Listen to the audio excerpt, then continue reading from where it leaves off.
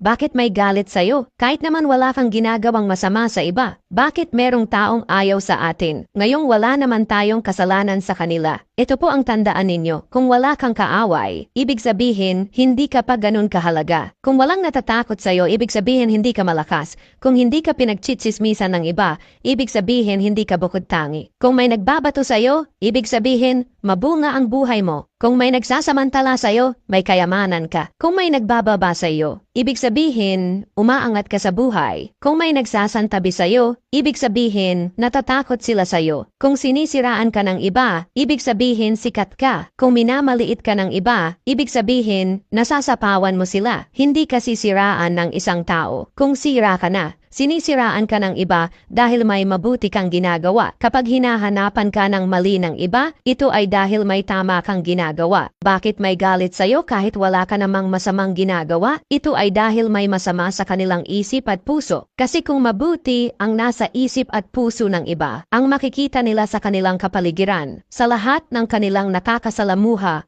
ay mabuti. Kung mabuti lang ang laman ng ating mga isip at puso, makikita din natin ang grasya, ang milagro ng Diyos na nangyayari araw-araw sa ating buhay. Remember that, my dear friends, you can never experience the grace and the miracle of God if you have a negative mind, and if you have negativities or evil in